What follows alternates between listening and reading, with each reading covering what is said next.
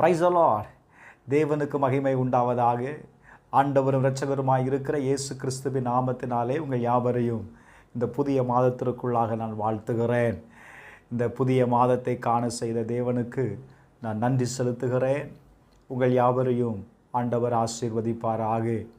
இந்த 6வது மாதத்திற்கான நான் தேவ சமூகத்தில் காத்திருந்த போது ஆண்டவர் என்னோடு கூட பேசின காரியங்களை நான் உங்களோடு கூட பகிர்ந்து கொள்ள நான் விரும்புகிறேன். நிச்சயமாகவே கர்த்தர் இந்த வேத வசனத்தின்படி நம்மை ஆசீர்வதிப்பாராக, நம்மை வழிநடத்துவாராக. வாசிக்கலாம். பிலிப்பியர் எழுதின நிருபம் 4வது அதிகாரம் அதனுடைய 19வது வசனம். என் தேவன் தம்முடைய ஐஸ்வரியத்தின்படி உங்கள் குறைவை எல்லாம் கிறிஸ்து இயேசுவுக்குள் மகிமையிலே நிறைவாக்குவார். ஹல்லேலூயா. வேதம் சொல்லுகிறது, உங்கள் குறைவை எல்லாம் கிறிஸ்து இயேசுவுக்குள் மகிமையில் நிறைவாக்குவார் என்று எழுதப்பட்டிருக்கிறது. என கண்பானவர்களே, நான் இந்த வார்த்தையை நான் தியானித்த போது நன்றாக கவனியுங்கள். தேவன் நம்முடைய குறைவுகள் எல்லாவற்றையும் அவர் நிறைவாக்குவாராம். இன்னொரு மொழிபெயர்ப்பு இப்படி சொல்லுகிறது, என் கடவுள் கிறிஸ்து இயேசுவின் வழியாய் தாம் ஒப்பற்ற செல்வத்தை கொண்டு உங்கள் தேவைகள் அனைத்தையும் நிறைவு செய்வார் என்று எழுதப்பட்டிருக்கிறது. இந்த வார்த்தை எனக்கு மிகவும் பிடித்தது. நல்ல கவனிங்க. உங்கள் தேவைகள் அனைத்தையும் நிறைவு செய்வார். இந்த 6வது மாதம் உங்களுடைய தேவைகள் என்ன? இந்த மாதம் இயல்பாகவே அநேக தேவைகள் நிறைந்த மாதம். பிள்ளைகளுடைய காரியங்கள், படிப்பின் காரியங்கள், காலேஜ், மற்ற காரியங்களை குறித்து, நம்முடைய தேவைகளை குறித்து அதிகமாய் நாம் கவலைப்படுகிற அல்லது அதை யோசிக்கிற மாதம். நல்ல கவனிங்க. ஆனால் ஆண்டவர் சொல்லுகிற வார்த்தையை பாருங்களேன். உங்கள் தேவைகள் அனைத்தையும் நிறைவு செய்வார். எப்படி? அவருடைய செல்வத்தினால, அவருடைய ஒப்பற்ற செல்வத்தை கொண்டு கிறிஸ்து இயேசுவின் வழியாய். Glory to God. யார் முகாந்திரம் செய்வார் என்றும் எழுதப்பட்டிருக்கிறது. கிறிஸ்துவின் வழியாய். Glory to God. இயேசு கிறிஸ்துவின் வழியாய் உங்கள் தேவைகள் அனைத்தும் சந்திக்கப்படும். ஆங்கிலத்தில் இப்படி எழுதப்பட்டிருக்கிறது, my God will shall abundantly supply all your need according to his riches in glory in Christ Jesus. Abundantly. Glory to God. நீங்கள் ஆச்சரியப்பட ரீதியில் ஆண்டவர் உங்கள் தேவைகளை சந்திப்பார். என கண்பானவர்களே, வேதத்தை நீங்கள் கவனித்து பார்ப்பீர்களே ஆனால் 2 கொரிந்தியர் 9வது அதிகாரம் அதனுடைய 8வது வசனத்தை நீங்கள் வாசிக்கும் பொழுது அங்கே எழுதப்பட்டிருக்க, நீங்கள் எல்லாவற்றிலும் எப்பொழுதும் சம்பூர்ணமுடையவர்களாய் இருக்கும்படி தேவன் விரும்புகிறார். எல்லாவற்றிலும் சம்பூர்ணமுடையவர்கள். நீங்கள் சம்பூர்ணமுடையவர்களாய் இருக்க வேண்டும் என்பதற்காக வேதம் சொல்லுகிறது, தேவன் உங்களிடத்தில் சகலவித கிருபையை பெருக செய்ய வல்லவராயிருக்கிறாராம். அவருடைய கிருபையினாலே தேவன் என்ன செய்கிறார்? நம்முடைய வாழ்க்கையில் எந்தெந்த பகுதியிலெல்லாம் குறைவுபட்டு இருக்கிறோமோ அந்த குறைவுகள் எல்லாவற்றையும், நம்முடைய தேவைகளை அவருடைய கிருபையினாலே சந்திக்கிறார். இப்போ நல்ல கவனிங்க. 1 தீமோத்தேயு 6வது அதிகாரம் 17வது வசனத்தை நீங்கள் வாசித்து பார்த்தீங்கன்னா, சம்பூர்ணமாய் கொடுக்கிற ஜீவனுள்ள தேவன் மேல் நாம் யாரா இருக்கணும்? நாம் நம்பிக்கை வைக்கணும்.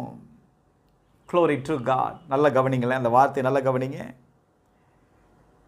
நான் முதல்ல சொன்னேன், நீங்கள் எல்லாவற்றிலேயும் எப்பொழுதும் சம்பூர்ணமுடையவர்களாய் இருக்க வேண்டும் என்பது தேவனுடைய விருப்பம். தம்முடைய பிள்ளைகளை கிருபையினாலே பெருக செய்கிறார். இங்க வேதம் சொல்லுகிறது, அவர் என்ன செய்கிறாராம்? சம்பூர்ணமாய் கொடுக்கிற ஜீவனுள்ள தேவன் மேல் நீங்க என்ன வைக்கணும்? நம்பிக்கை வைக்கணும். அப்ப தேவன் மேல் நான் வைக்கிற நம்பிக்கை எனக்கு என்ன செய்கிறது அப்படின்னா, என் தேவையை சந்திக்கும். நான் மறுபடியும் திரும்ப திரும்ப சொல்றேன், உங்க தேவையை தான் கர்த்தர் சந்திப்பா. நான் நிறைய வச்சிருந்தேன், அதில் கொஞ்சம் குறைஞ்சு போச்சு, அந்த குறைஞ்சதை ஆண்டவர் நிறைவாக்க மாட்டாருங்க. உங்க தேவை என்ன? Glory to God. உபாகமம் 8வது அதிகாரம் அதனுடைய 3வது வசனத்தை நீங்க வாசித்து பாருங்களேன். உபாகமம் 8வது அதிகாரம் 3வது வசனத்தில், அவர் உன்னை சிறுமைப்படுத்தி உன்னை பசியினால் வருத்தி மனுஷன் அப்பத்தினால் மாத்திரமல்ல கர்த்தருடைய வாயிலிருந்து புறப்படுகிற ஒவ்வொரு வார்த்தையினாலும் பிழைப்பான் என்பதை உனக்கு உணர்த்தும்படி நீயும் உன் பிதாக்களும் அறியாதிருந்த மன்னாவினால் உன்னை போஷித்தார். வசனம் சொல்லுகிறது, நீ அறியாதிருந்த மன்னாவினால் ஆண்டவர் என்ன செய்தாராம்? போஷித்தார். நீங்க நெகோமியாவை எழுதின புஸ்தகம் 9வது அதிகாரம் அதனுடைய 15வது வசனத்தை நீங்க வாசித்து பார்க்கும் பொழுது, வானத்திலிருந்து அப்பத்தை ஆண்டவர் கொடுக்கிறார். Glory to God. தாகத்திற்கு கண்மலையிலிருந்து தண்ணீரை கொடுக்கிறார். நல்லா கவனிச்சு பாருங்க. ஒரு நாள் 2 நாள் இல்லைங்க. யாத்திராகம புஸ்தகம் 16வது அதிகாரம் 35வது வசனத்தை வாசித்து பார்த்தீங்கன்னா, இஸ்ரவேல் புத்திரர் குடியிருப்பான தேசத்திற்கு வரும் மட்டும், நல்ல கவனிங்க, இஸ்ரவேல் புத்திரர் குடியிருப்பான தேசத்திற்கு வரும் மட்டும் 40 வருஷம் அளவு மன்னாவை புசித்தார்கள். அவர்கள் கானான் தேசத்தின் எல்லையில் சேரும் வரைக்கும் மன்னாவை புசித்தார்கள். கர்த்தர் எப்படி ஆச்சரியப்படத்தக்க ரீதியில் அவங்களுடைய தேவைகளை சந்தித்தார் என்பதை நீங்க பாருங்களேன். Glory to God. இந்த கால வேளையில் கர்த்தர் உங்களோடு கூட இந்த செய்தியை கேட்டுக்கொண்டிருக்கிற எனக்கு அன்பானவர்களே, உங்கள் தேவைகள் என்ன? உங்க தேவைகளை கர்த்தர் கட்டாயம் சந்திப்பார். அது எவ்வளவு நாள் சந்திப்பார் அப்படின்னா, உங்களுக்கு தேவை இருக்கிறது வரை ஆண்டவர் அதை சந்திப்பார். Glory to God. ரோமர் 11:23 நீங்க வாசித்தீங்கன்னா, அவருடைய வழிகள் எப்படிப்பட்டதா? ஆராய்ந்து முடியாததுங்க. நம்மளால நினைத்து பார்க்க முடியாத ரீதியில் கர்த்தர் அற்புதத்தை செய்ய வல்லமை உடையவர். எப்படி ஆண்டவர் நம்முடைய தேவைகளை சந்திக்க முடியும்? நல்ல கவனிங்களேன். 1 ராஜாக்கள் 17வது அதிகாரம் 10வது வசனத்தை நீங்க வாசிக்கும்போது, அங்க ஒரு அம்மா இருக்கிறாங்க, சாரிபாத்துக்கு போகிறா. அந்த பட்டணத்தில் ஒரு விதவை இருக்கிறாங்க. இப்போ எலியா அங்கே போகிறா. எலியாவுக்கு தேவனுடைய வார்த்தை என்ன? உன்னை போஷிக்கும்படி, Glory to God, நான் உனக்கு காண்பிக்கும் தேசத்திற்கு போ என்று சொல்லி எலியாவிட்டு ஆண்டவர் பேசுகிறார். சாரிபாத்துக்கு போக சொல்றாரு. அப்போ இவன் ஒரு பெரிய எதிர்பார்ப்போடு கடந்து வருகிறான், நம்மளை கவனித்துக் கொள்வதற்கு. Glory to God. ஒரு நபரை கர்த்தர் ஆயத்தம் பண்ணி வைத்திருக்கிறார் என்று எதிர்பார்த்து கடந்து வருகிறார். இங்க வந்தா அந்த அம்மா விறகு பொறுக்கி கொண்டிருக்கிறார்கள். குளோரிட்டிருக்கா. இப்போ அந்த அம்மாவை பார்த்து அவன் கேட்கிறான், நான் குடிப்பதற்கு கொஞ்சம் தண்ணீர் ஒரு பாத்திரத்தில் கொண்டு வா என்று கேட்கிறான். குளோரிட்டிருக்கா. நல்ல கவனிங்க. அந்த அம்மா அந்த தண்ணீரை எடுக்க போகும் பொழுது இந்த வார்த்தை எனக்கு ரொம்ப பிடிச்சிச்சு. bring me a bite of bread. சில நேரத்தில் சில வீட்டுக்கு நம்ம போகும்போது ஒரு டீயோ ஒரு காஃபியோ நம்ம கேட்போம். அப்படியே கேட்கும்போது கடிக்கிறதுக்கு ஏதாவது இருந்தால் எடுத்துகிட்டு வாங்க அப்படின்னு சொல்லி கேட்பல்ல. அவன் தண்ணீரை எடுக்க போன அந்த அம்மாவிட்ட எனக்கு என்ன செய்தோ கொஞ்சம் ஒரு துண்டு பிரெட் ஏதாவது இருந்தால் எடுத்துட்டு வா அப்படிங்கிறான். இந்த அம்மா சொல்லுகிற வார்த்தையை கவனிங்க. குளோரிட்டிருக்கா. ஐயா, கொஞ்சம் மாவு தான் இருக்கிறது, கலயத்தில் கொஞ்சம் எண்ணெயுமே அல்லாமல் என்னிடத்தில் ஒன்றும் இல்லை. நானும் என் குமாரனும் சாப்பிட்டு செத்து போக அதை எனக்கும் அவனுக்கும் ஆயத்தப்படுத்துவதற்கு நான் விறகு பிறக்குகிறேன். அவன் சொல்கிறான், எலியா அவளை பார்த்து, நீ பயப்படாத, நீ போய் என்ன செய் அப்படின்னா உன் வார்த்தையின்படியே நீ ஆயத்தப்படுத்து. ஆனால் முதல்ல சுடுகிற ஒரு சிறிய அடையை பண்ணி என்னிடத்தில் கொண்டு வா, பின்பு உனக்கும் உன் பிள்ளைக்கும் பண்ணலாம் அப்படிங்கிறான். இருக்கிறதே கொஞ்சம் மாவுங்க. கொஞ்சம் நல்ல கவனிங்களேன். அவன் சொல்கிறான், கர்த்தர் தேசத்தின் மேல் மழையை கட்டளையிடும் நாள் மட்டும் பானையிலே மாவு செலவழிந்து போவதும் இல்லை, கலசத்தில் எண்ணெய் குறைந்து போவதும் இல்லை என்று இஸ்ரவேலின் தேவனாகிய கர்த்தர் சொல்லுகிறார். அவள் போய் எலியாவின் வார்த்தையின்படியே அவள் செய்தாள். ரொம்ப முக்கியம். அந்த வார்த்தையின்படியே செய்தாங்க. முதல்ல சுடுகிற ஒரு அப்பத்தை கொண்டு அந்த தேவ மனிதனுக்கு கொடுக்கிறான். நடக்கிற சம்பவத்தை பாருங்களேன். 16வது வசனம், கர்த்தர் எலியாவை கொண்டு சொன்ன வார்த்தையின்படியே. Glory to God. என்ன நடந்தது தெரியுமா? பானையில் மாவு செலவழிந்து போகவும் இல்லை, கலசத்தில் எண்ணெய் குறைந்து போகவும் இல்லை. இப்போ அவங்களுடைய தேவை என்ன? தேசத்தில் பஞ்சம், கொஞ்சம் மாவும் எண்ணெயும் தான் இருக்கிறது. அதற்கு பிறகு பிழைப்பதற்கு வேற வழி இல்லை, சாத்தியம் இல்லை. என்ன செய்வது என்று தெரியாத நிலையில் Glory to God. அந்த அம்மா அந்த விறகை பெருக்கும் போதே ரொம்ப யோசித்து இருக்குல்ல, இனி என்ன செய்ய போகிறோம்?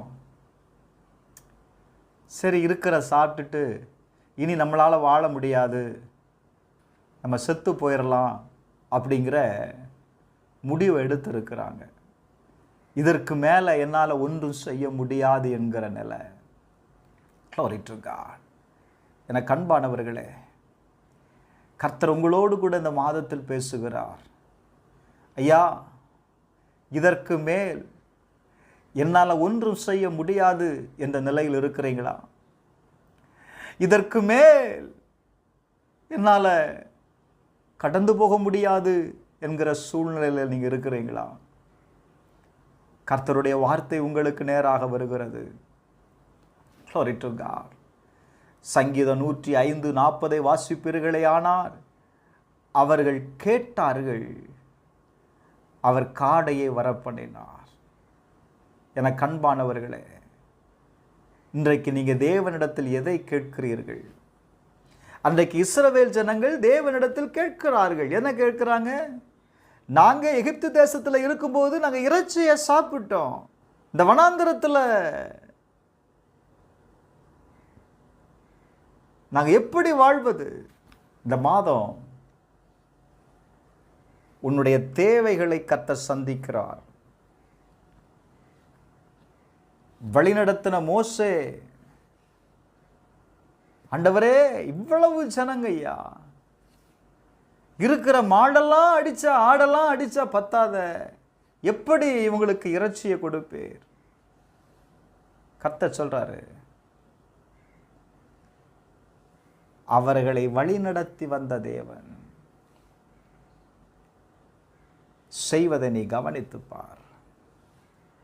நான் தேவன் என்பதை அவர்கள் அறியும்படி நான் இந்த அற்புதத்தை செய்வேன். எனக்கு அன்பானவர்களே, நாம் ஆராதிக்கிற தேவன் சாதாரணமானவர் அல்ல. அவர் அசாதாரணமான காரியத்தை நம்முடைய வாழ்க்கையில் செய்யக்கூடியவர். ஆண்டவர் சொல்லுகிறார், எலியாவை கொண்டு சொன்ன வார்த்தையின்படியே இன்றைக்கு தேவன் நமக்கு சொல்லுகிற வார்த்தை என்ன? உங்கள் தேவைகள் அனைத்தையும் நான் நிறைவு செய்வேன்.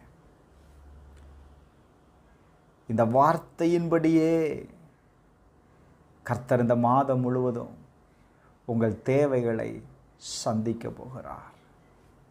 யார் முகாந்திரம் சந்திக்க போகிறார்? உங்கள் தேவைகளை சந்திப்பதற்கு ஒரு ஆள் வேணும்ல. கடவுள் சொல்லுகிற வார்த்தையை கவனிங்க.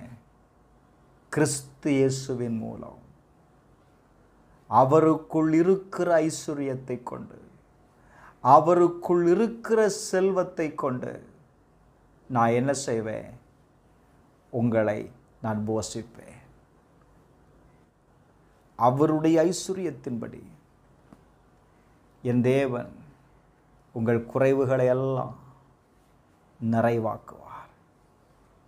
இந்த மாதத்தில் தீர்க்கமாய் சொல்லுகிறேன், glory to God. நீங்கள் அறியாத விதத்தில் சிலர் இனி என்ன செய்வது என்று சொல்லி நீங்கள் கலங்கி கொண்டிருக்கலாம். இது எப்படி ஆகும் என்று சொல்லி நீங்கள் நினைத்து கொண்டிருக்கலாம். இதெல்லாம் சாத்தியமா பிரதர்? நீங்கள் ஆராதிக்கிற தேவன் உங்களுடைய சிந்தைக்கு அப்பாற்பட்ட காரியத்தை, நீங்கள் நினைப்பதற்கு மேலான பெரிய காரியத்தை கர்த்தர் செய்வதற்கு அவர் வல்லமை உடையவர். glory to God.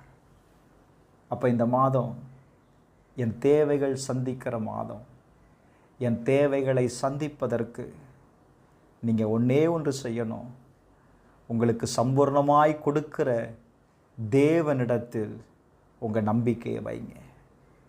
திரும்பவும் நான் சொல்லி முடிக்கிறேன், உங்கள் நம்பிக்கை தேவன் மேல் இருக்கட்டும்.